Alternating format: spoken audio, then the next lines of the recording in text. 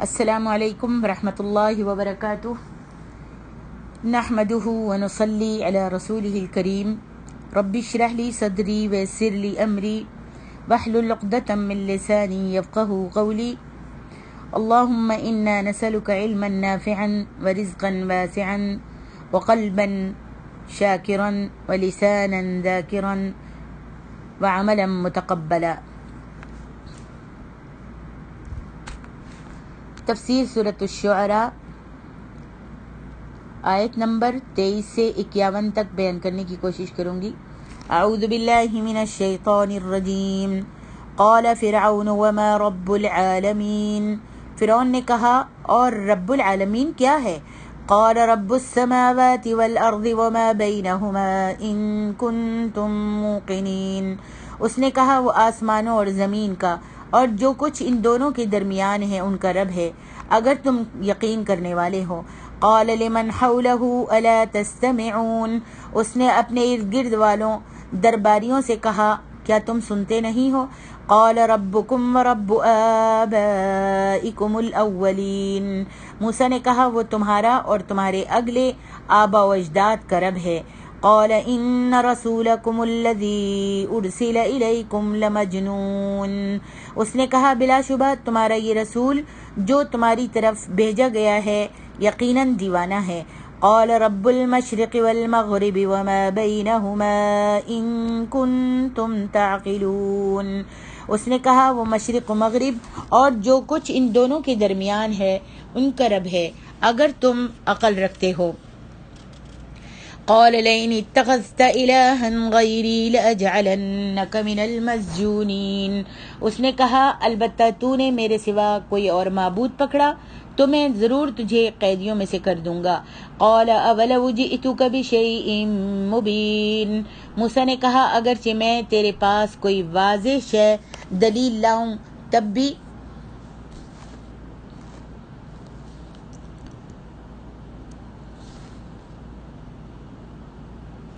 جب مدین سے مصر آتے وقت حضرت موسیٰ علیہ السلام کو نبوت عطا ہوئی اور اس کی قوم کو ہدایت کر دینے کا اللہ تبارک و تعالی اس کی قوم کو ہدایت کرنے کا اللہ تبارک و تعالی کا حکم ہوا، جس کا قصہ آگے سورۃ قصص میں بھی آئے گا۔ اور مدین کے سفر سے حضرت موسیٰ مصر پہنچے تو اللہ تعالیٰ کے ارشاد کے مطابق حضرت موسیٰ اور حضرت ہارون دونوں مل کر اللہ کا حکم پہنچانے کی غرض سے فرعون کے محل کے دروازے پر گئے۔ دستک دی، دروازے کے دربانوں نے پوچھا تم کون ہو؟ حضرت موسیٰ نے جواب دیا ہم اللہ کے رسول اور قاصد ہیں، ہم اللہ کے رسول اور قاصد ہیں اور فرعون کی ہدایت کو لے کر آئے ہیں۔ فرعون کی قوم میں 400 برس سے یہ بات پھیلی ہوئی تھی کہ وہ لوگ فرعون کو اپنا خدا مانتے تھے، خدا جانتے تھے، خدا مانتے تھے۔ اس لیے دربانوں نے حضرت موسیٰ کو دیوانہ خیال کیا، مجنون خیال کیا اور فرعون سے جا کر یہی کہا کہ کوئی 2 شخص دیوانے دروازے پر آئے ہیں اور اپنے آپ کو خدا کا رسول کہتے ہیں۔ فرعون نے کہا اچھا ان کو بلا لو، کوئی گھڑی ان دیوانوں سے مسخرہ پن کر کے دل کو بہلا لیتے ہیں۔ پھر جب حضرت موسیٰ اور فرعون سے باتیں ہوئیں اور اس وقت فرعون نے تعجب سے یہ کہا کہ سارے عالم کا پروردگار کون ہے؟ جب موسیٰ علیہ السلام نے کہا کہ میں اللہ کی طرف سے آیا ہوں، قال فرعون وما رب العالمین، تو قال رب السماوات والارض وما بینہما ان کنتم موقنین، پروردگار کا سارے عالم کا، سارے جہان کا پروردگار کون ہے؟ جس سے اس کا مطلب یہ تھا کہ سوا فرعون کے اور کوئی بھی اس جہان کا پروردگار ہے۔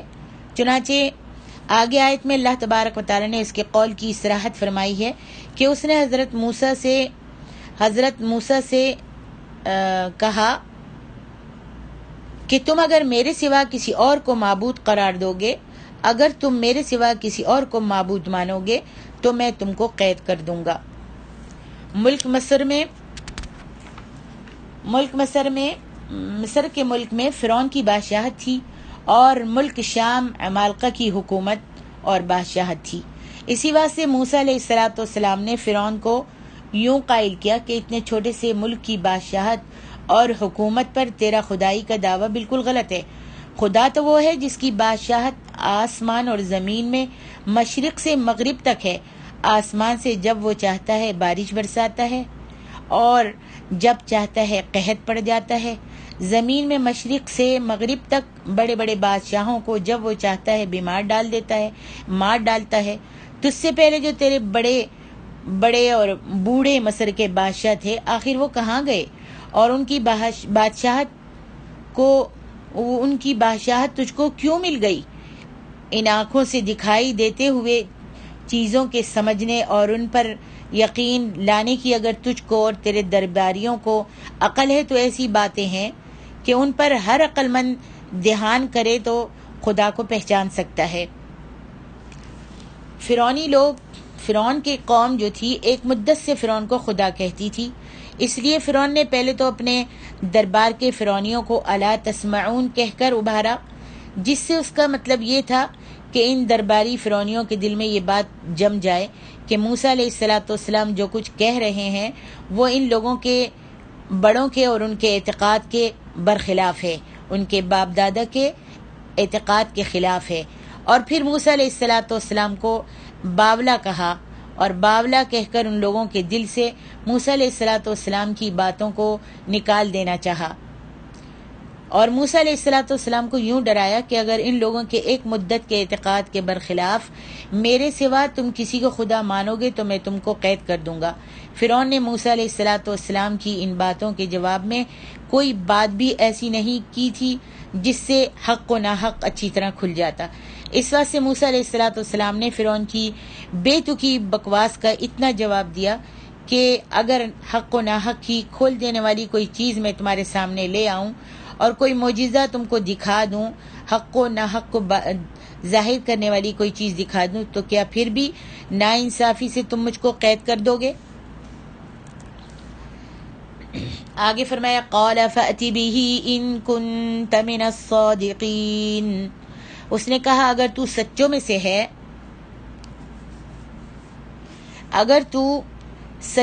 ہے، تو وہ تو لے آ۔ فألقى عصاه فإذا هي ثعبان مبين، چنانچہ موسیٰ نے اپنا عصا ڈالا تو آنن فانن وہ واضح اژدہا بن گیا۔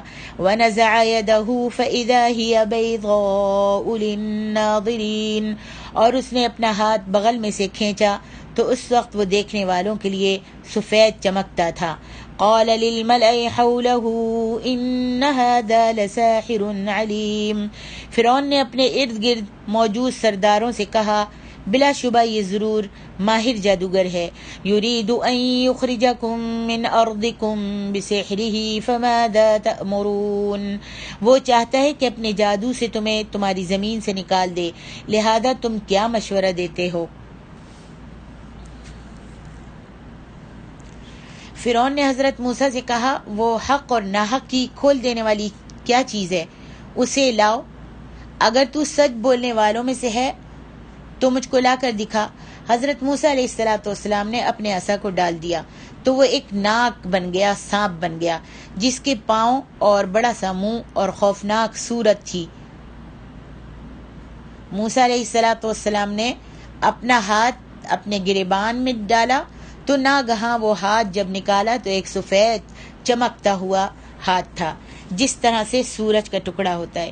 یہ دوسرا معجزہ دکھایا تو فرعون بدبخت نے اس کے جھٹلانے کی طرف جلدی سے کہا یہ تو ایسا جادوگر ہے جو اور جادوگروں سے زیادہ علم والا ہے۔ یہ بات فرعون نے کہہ کر ان کو بہکانے کی کوشش کی، اپنے ساتھیوں کو بہکانے کی کوشش کی کہ یہ تو ایسا جادو ہے جو اور جادوگروں سے بھی زیادہ علم رکھتا ہے، بہت ہی زیادہ بڑا جادوگر، ماہر جادوگر ہے۔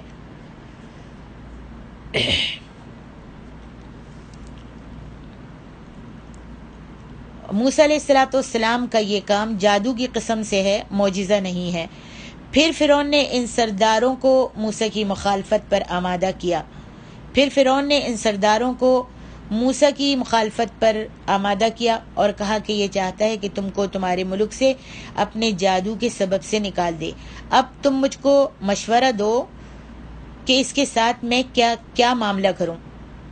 معتبر سند سے مستدرک حاکم اور سلمان فارسی سے جو روایتیں ہیں ان کا حاصل یہ ہے، ابو ہریرہ اور سلمان فارسی سے جو روایتیں ہیں ان کا حاصل یہ ہے کہ جب فرعون کو اپنی بیوی آسیہ کا شریعت موسیٰ کی طرف مائل ہو جانے کا حال معلوم ہو گیا، یعنی جب موسیٰ علیہ السلام نے اپنی رسالت کا اقرار کیا تو آسیہ ایمان لے آئی تھیں، اور جب فرعون کو معلوم ہوا کہ وہ موسیٰ کی رسالت کا اقرار کر چکی ہیں تو فرعون نے آسیہ علیہ السلام کو ان کے چاروں طرف ہاتھ پیروں میں ان کے میخیں گاڑ دیں، اور میخیں گاڑ دیں کہ اللہ تبارک و تعالیٰ نے قرآن میں فرمایا کہ فرعون جو تھا وہ میخوں والا تھا، اس نے آسیہ کے ہاتھ پیروں میں میخیں گاڑ دیں اور طرح طرح کی تکلیفیں دے کر، بھوکا پیاسا رکھ کر آسیہ کو اس رسالت سے مٹانے کی کوشش کی، ہٹانے کی کوشش کی، لیکن آسیہ جو تھیں وہ اللہ کی وحدانیت کا اقرار کر چکی تھیں اور موسیٰ کی رسالت کا اقرار کر چکی تھیں، تو اس نے بڑی بڑی تکلیفیں دے کر حضرت آسیہ کو ہلاک کر ڈالا۔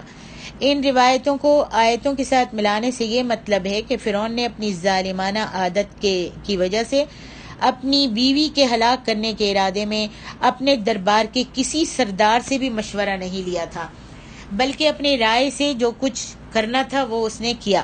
اسی طرح جادوگروں کو جو اس نے ہاتھ پاؤں کاٹنے اور سولی پر چڑھانے کا حکم سنایا، اس میں بھی کسی سے مشورہ نہیں لیا، لیکن حضرت موسیٰ کے عصا اور ید بیضہ کے معجزے کو دیکھ کر اگرچہ اس نے اپنے دربار کے سرداروں کو بہکایا کہ یہ جادو ہے، مدد غیبی کی اس میں کوئی بھی بات نہیں ہے، یہ کوئی معجزہ نہیں ہے بلکہ یہ جادو ہے، مگر دل میں وہ سمجھ گیا تھا کہ جادو کی چیزوں کا دل پر ایسا خوف نہیں ہوتا جیسا خوف اس لکڑی کے سانپ بننے سے مجھ پر ہوا ہے۔ تعجب نہیں کہ جادو سے بڑھ کر اس میں کوئی بھید ہو، اس لیے اس نے بغیر مشورے کے، بغیر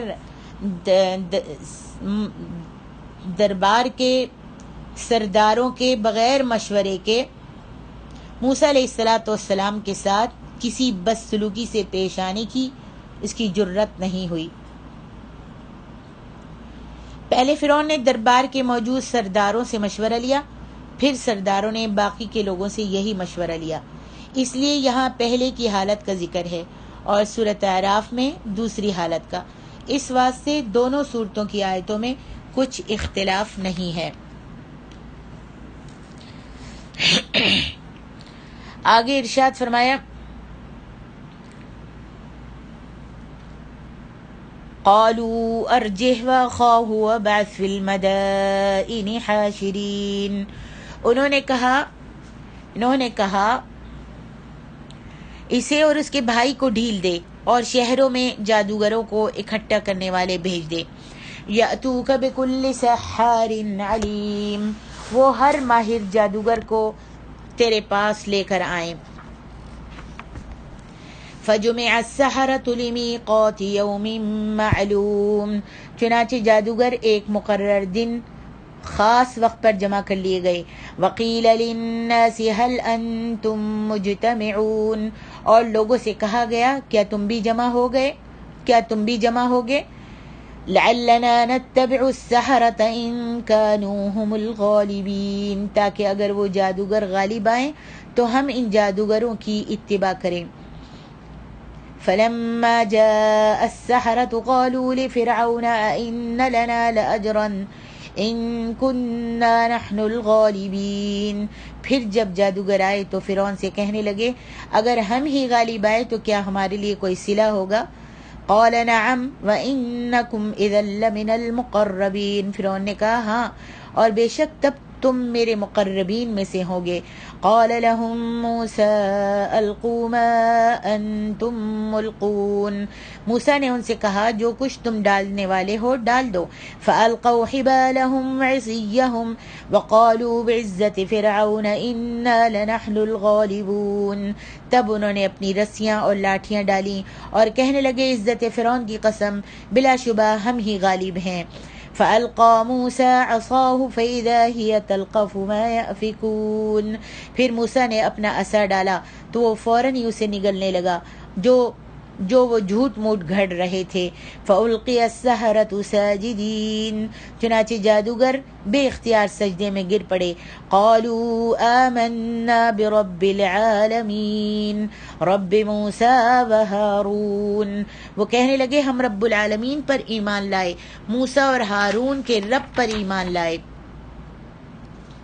قال آمنتم له قبل أن آذن لكم إنه لكبيركم الذي علمكم السحر فلسوف تعلمون، فرعون نے کہا میرے اجازت دینے سے پہلے تم نے اسے مان لیا، بے شک وہ تمہارا بڑا ہے جس نے تمہیں جادو سکھایا ہے، لہذا جلد تم جان لوگے۔ لَأُقَطِّعَنَّ أَيْدِيَكُمْ وَأَرْجُلَكُمْ مِنْ خِلَافٍ وَلَأُصَلِّبَنَّكُمْ أَجْمَعِينَ، ضرور تمہارے ہاتھ اور پاؤں مخالف طرف سے کاٹ دوں گا اور تم سب کو ضرور سولی پر چڑھاؤں گا۔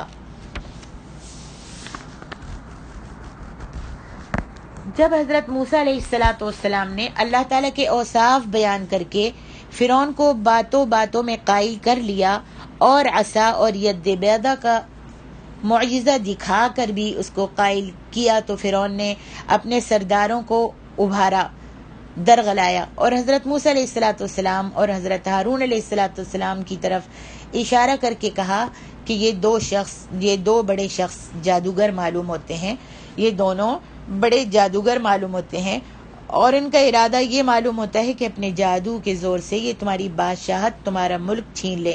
ان کے جادو سے بچنے کی تمہاری کیا صلاح، کیا مشورہ اور مصلحت ہے، مجھے بتاؤ۔ انہوں نے فرعون کی علم برداری کی، سب بستیوں کے بڑے بڑے جادوگروں کو بلوانے کی صلاح دی۔ ان سب نے، جتنے سردار تھے، درباری تھے، ان سب نے صلاح دی فرعون کو کہ جگہ جگہ سے بستیوں سے بڑے بڑے جادوگروں کو بلوایا جائے، اور جب وہ جادوگر آئے اور مقابلہ ہو کر آخر حضرت موسیٰ علیہ السلام غالب رہے۔ ان آیتوں میں موسیٰ علیہ السلام اور جادوگروں کے مقابلے کا جو قصہ ہے اس کا حاصل یہ ہے کہ فرعون کے نقیب بڑے بڑے جادوگروں کو جگہ جگہ سے بلا کر مصر میں لائے۔ تفسیر مقاتل، تفسیر صدی میں روایتیں ہیں، ان سے معلوم ہوتا ہے کہ یہ جادوگر 80 کے قریب تھے اور کئی سو اونٹ جادو کے اثر کی لکڑیوں اور رسیوں سے لدے ہوئے ان کے ساتھ تھے۔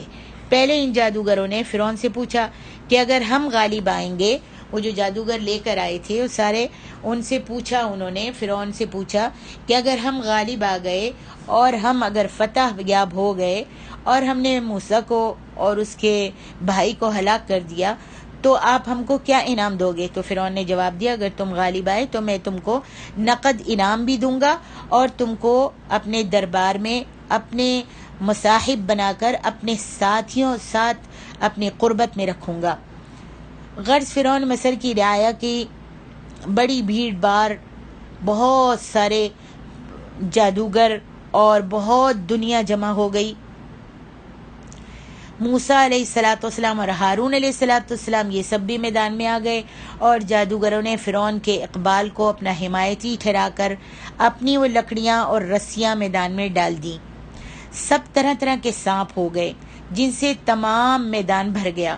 موسیٰ علیہ السلام نے بھی اپنا عصا ڈالا، جب وہ بہت بڑا سانپ بن کر جادوگروں کے سارے سانپوں کو نگل گیا۔ جادوگر تو اپنے فن کے استاد تھے، فوراً سمجھ گئے کہ موسیٰ علیہ السلام کا کارخانہ جادو کا نہیں ہے، کیونکہ ہم سے بڑا جادوگر یہی کر سکتا تھا کہ ہمارے جادو کے اثر کو مٹا دیتا۔ جو ہم نے سانپ اور لکڑیاں ڈالی تھیں اور جو چھوٹے چھوٹے سانپ ہو گئے تھے، اگر یہ بڑا جادوگر تھا تو بس اپنے جادو سے یہی اثر کر سکتا تھا اور کہ توڑ کرتا، جادو کے اثر کو مٹا دیتا جو ہم نے کیا ہے، جس سے اصل لکڑیاں اور رسیاں باقی رہ جاتی۔ جب موسیٰ علیہ الصلوۃ والسلام کے عصا کا سانپ اصل لکڑیوں اور رسیوں کو بھی نگل گیا تو یہ جادو نہیں ہے بلکہ تائید آسمانی ہے۔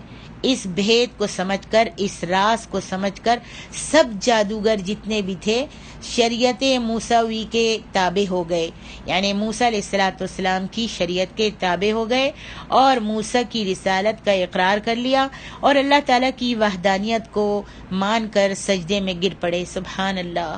یہ حال دیکھ کر فرعون نے جادوگروں کو دھمکایا، ڈرایا کہ بغیر میرے حکم کے تم نے یہ کام کیا ہے، یعنی تم اسلام لا رہے ہو اور تم موسیٰ کی رسالت کا اقرار کر رہے ہو تم بغیر میرے حکم کے، تو اس کی سزا تم کو معلوم ہے کہ میں کیا تم کو اس کی سزا دوں گا؟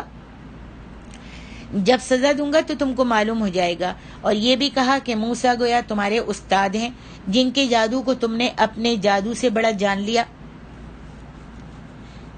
بہرحال اس قصے سے جادو اور معجزے کا یہ فرق اچھی طرح سمجھ میں آ سکتا ہے کہ جادو کے ہزاروں سانپ معجزے کے ایک سانپ کے مقابلے میں بالکل پست ہو گئے۔ اس قصے سے قریش کو اللہ تبارک و تعالیٰ قریش کو بھی یہ بتلانا چاہ رہے ہیں کہ اللہ تعالیٰ غیب سے اپنے رسولوں کی اس طرح مدد کر کے مخالفوں پر ان کو یوں غلبہ دیتا ہے۔ سبحان اللہ۔ آگے ارشاد ربانی ہے، قالوا لا ضیر انا الى ربنا منقلبون۔ وہ کہنے لگے کوئی حرج نہیں، بے شک ہم اپنے رب ہی کی طرف لوٹنے والے ہیں۔